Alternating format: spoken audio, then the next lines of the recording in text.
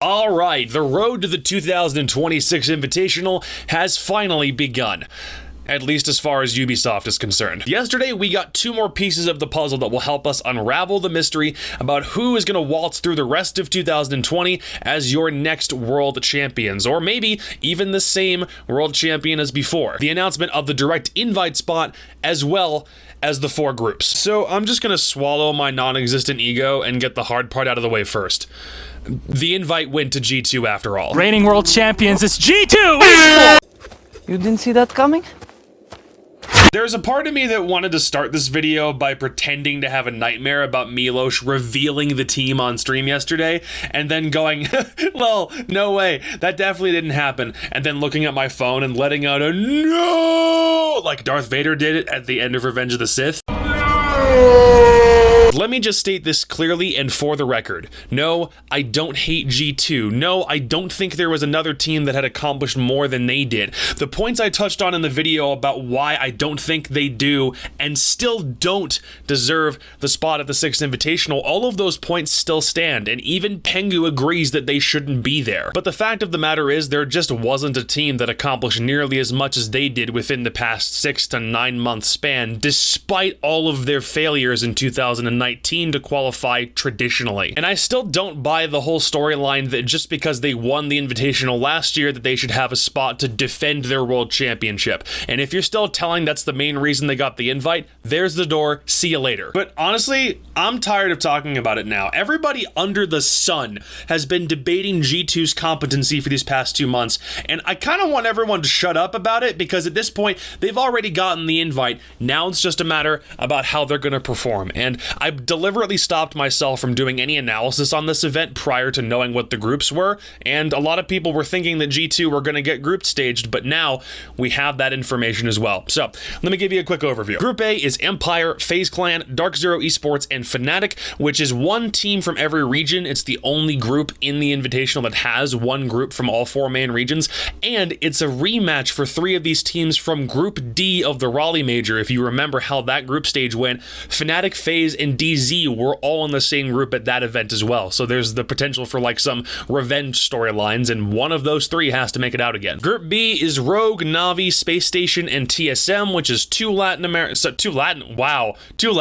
teams? Did TSM pick up a Brazilian roster? What am I saying? It's 2 European teams and then 2 North American teams. It's got the previous Pro League World Champions in there. It's got the old Giants roster that's now been picked up by Rogue, and then 2 super hot teams from North America. If you had to ask me, the group of death is right now a toss-up between A and B. Group C is a Latin American slumber party with Team Liquid, Ninjas in Pajamas, and MIBR all in that group.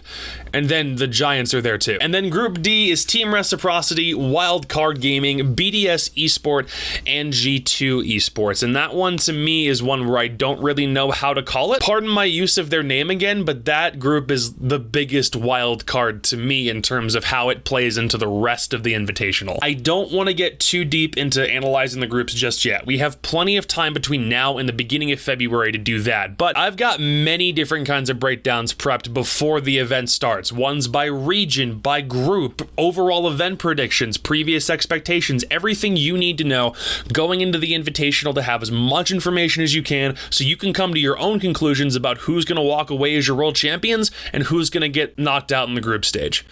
G2. One thing I will say is that I both loved and hated that we got the randomized groups again like we have for big events in the past. I loved it because it was truly random and there was no team deliberately set up for success or failure if it was manually seeded or something. But I think the biggest and most massive fail out of this whole thing was Group C. 3 Latin American teams in that group does guarantee that there will be 1 Latin American team that makes it to the quarterfinals because 2 teams have to qualify, from that one group. Which I guess is fine, but I think I would have preferred a more dedicated seeding process. If you caught something that was on the stream, if you watched the group seeding show live, they had Team Empire as the guaranteed number 1 seed because they were the winners of the Raleigh Major, thus making them the first team to qualify for the Invitational. And then on the flip side of that, they also made the direct invite team the number 16 seed, and then nobody else got a specific dedicated number. They were all grouped up by what event they had won or qualified through to make it there. You could have given Navi a guaranteed number 2 because they were your Pro League champions. You could have fit everyone else in by where they fit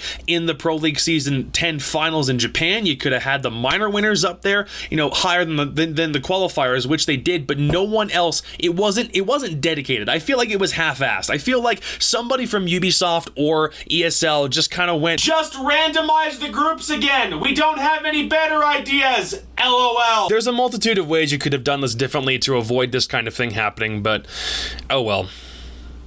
Invites still should have been Adventure Force, though. And that is all from me. We're going to get crazy on analysis for this championship in the weeks to come, so please hit up my Twitter, my Twitch, and this YouTube channel for more as we get closer to the event. Please and thank you. And if you're watching this video the same day that it goes live, then please make sure to tune into the On the Flying podcast today at 4 p.m. Eastern Standard as we do our preliminary breakdowns for the group stage. Thank you so much. Love y'all. Peace!